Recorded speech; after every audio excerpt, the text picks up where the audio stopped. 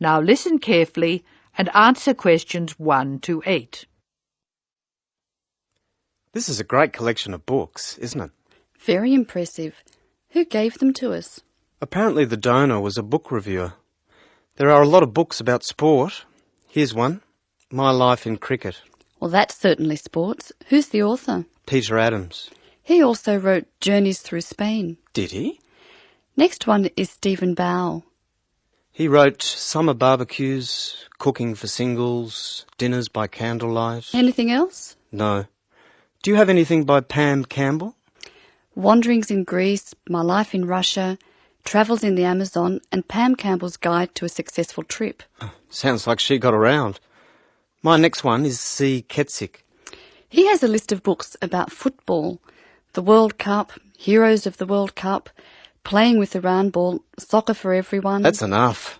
He was a one-topic writer. Ari Hussein, however, wrote about cooking and travel. His series of cookbooks is called Living and Cooking in Spain, Living and Cooking in China, Living and Cooking in Brazil. He's been everywhere. I've got a specialist here, Sally Innes on tennis. Here are some of her titles: Improve Your Serve, Tennis for Everyone, Tennis Forever. Meg Jorgensen has 3 books, one in each category: Cooking for Health, Sport is Good for You, and Travelling in Australia. A varied talent. Who's next? Bruno Murray. He wrote children's books, a whole series called A Child's Guide to, and then The Name of the City. Oh, you mean like A Child's Guide to London? Yes, that's right. He seems to have stayed in Europe. Ruby Lee, however, has just one book. It's called The Emerald Isle, and it's all about Ireland. Apparently she went around Ireland on foot. Jim Wells wouldn't like that. His books are all about motor racing. Nice photos of old racing cars. Don't you love the goggles on the driver? They do look strange, don't they? I think we're nearly finished. What did Helen Young write? Summer menus. Food for thought. She also did a book of Chinese recipes. Cantonese, I think. OK, that's dealt with the first box. Let's stop for a minute. That is the end of section 1. You now have some time to check your answers.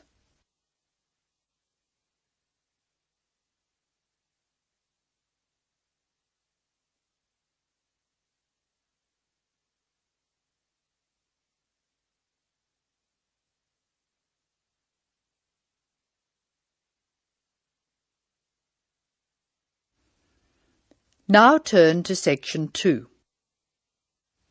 Section 2. You are going to hear a talk by a student advisor who is inviting new students to a welcoming party. Look at the invitation. Tick if the information is correct or write in the changes. First look at questions 9 to 14.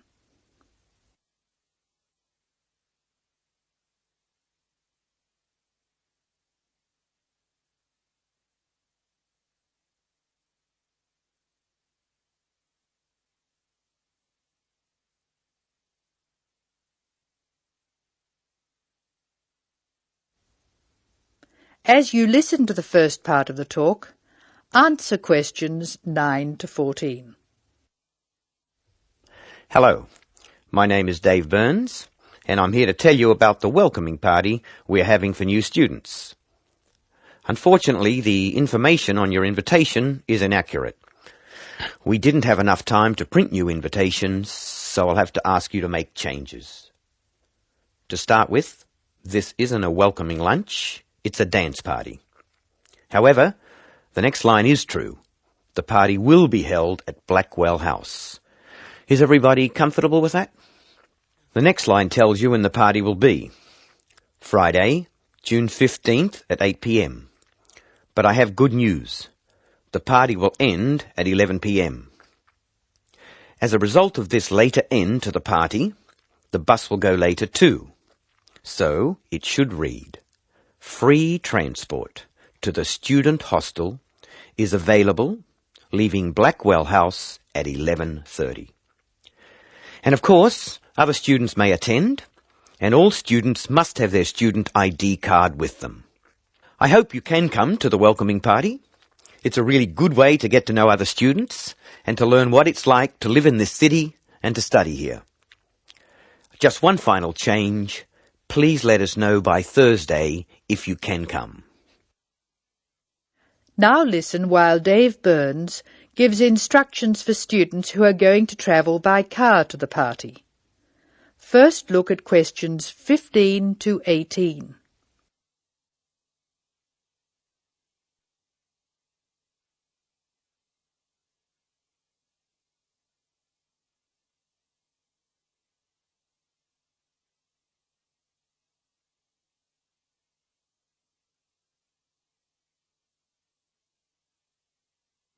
Write no more than 3 words for each answer. Some of you may prefer to travel by car, but I have to warn you about some changes to the roads. You will find there is a lot of new road work on Smith Street. The work will not finish for a long time, so we can be sure that Smith Street will be a problem. If you are coming from the city, you will be able to travel easily until you get to Blackwell Street, just near the college. As you know, Blackwell Street is very long. You should avoid the corner of Blackwell Street and Jones Avenue, because they are laying telephone cable. However, you can take a detour and avoid Blackwell Street altogether. The best thing to do is to pass the roundabout and take the first road on your left, which is Brown Crescent. Brown Crescent will lead you into the college grounds, so that's easy. I hope everyone has a great time. Bring your friends, and we'll see you on Friday. Oh, one final reminder. It's best to use the side door. The front door may be locked at 7, so come to the side. See you on Friday. That is the end of section 2. You will now have some time to check your answers.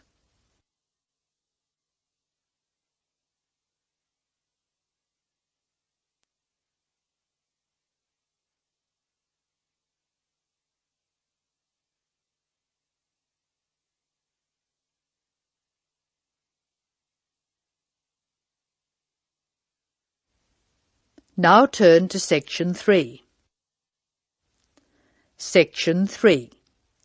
In this section you will hear a discussion between 2 students who have to describe a lawn sprinkler for part of their general science course. A lawn sprinkler is a machine designed to water gardens and lawns. In the first part of the discussion, the students are talking about the different parts of the sprinkler. First look at questions 19 to 23. Note the example that has been done for you.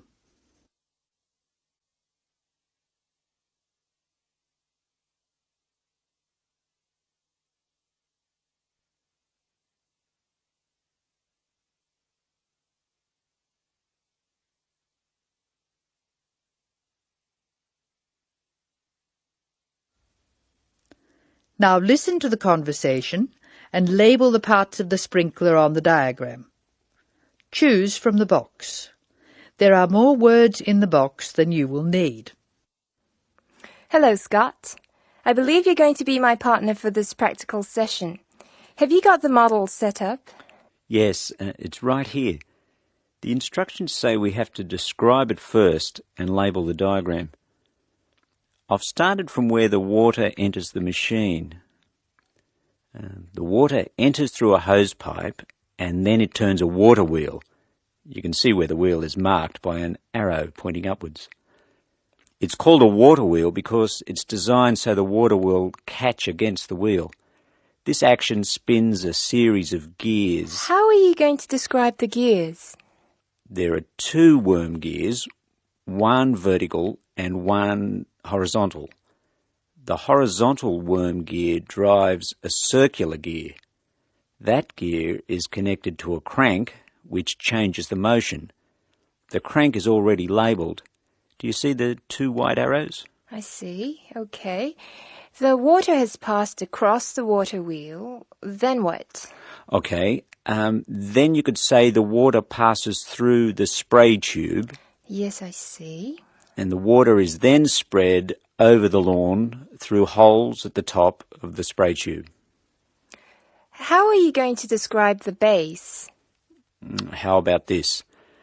The sprinkler stands on a base consisting of two metal tubes which join at a hinge at one end and continue into a plastic moulding at the other. That's certainly starting at the bottom. Do you want to mention that there's no water in the base? I don't think that's necessary. If you look at the diagram, it's easy to see that the only metal tube to contain water is the spray tube. You can actually see the water coming out of it. Now listen while Linda and Scott's instructor, Mark Stewart, talks to them. Answer questions 24 to 29.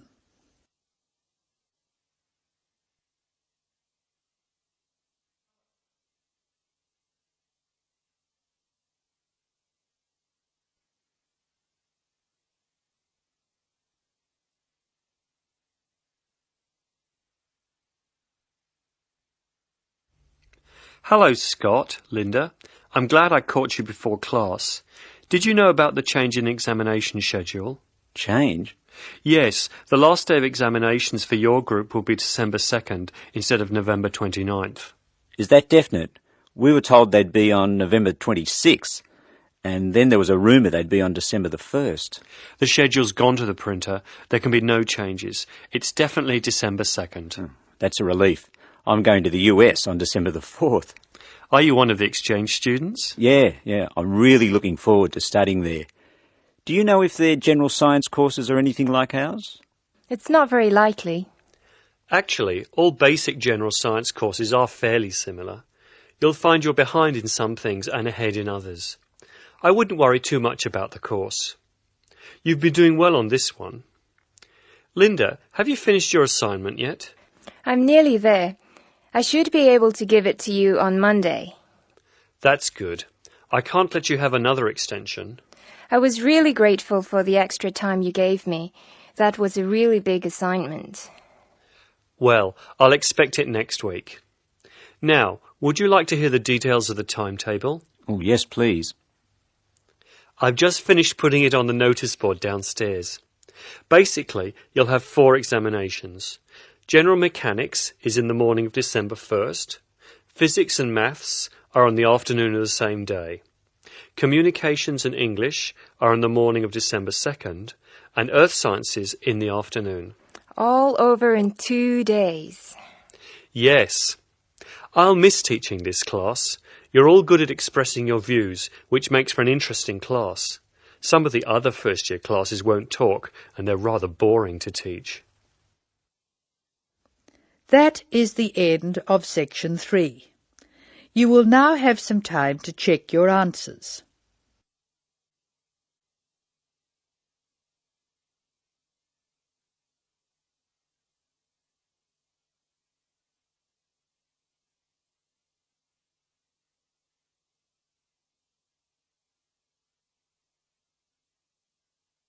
Now turn to Section 4. Section 4. You will hear an extract from a talk about student health, and specifically about ways to avoid headaches. Listen to what the speaker says and complete the summary. First, look at questions 30 to 40.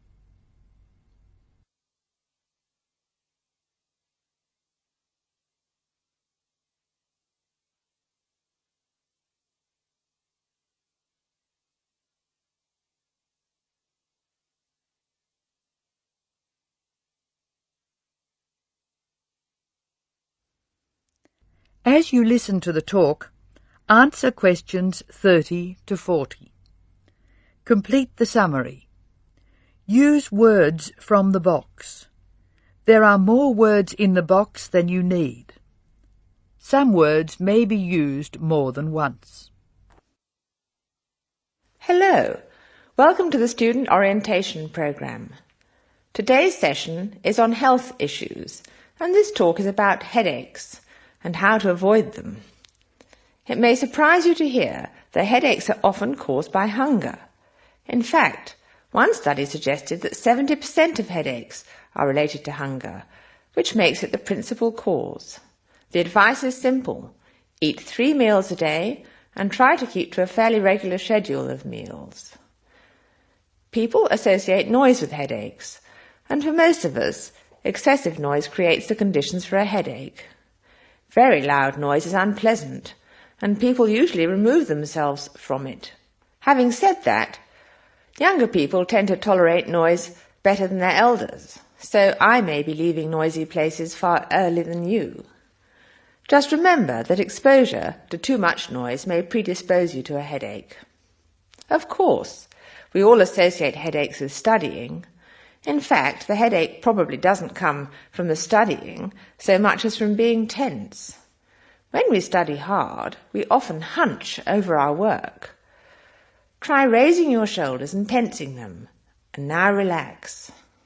Can you feel how much more comfortable a relaxed stance is?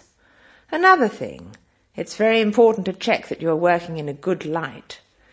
It will not actually hurt your eyes to work in a bad light, but it will make you tired very quickly and is very likely to give you a headache.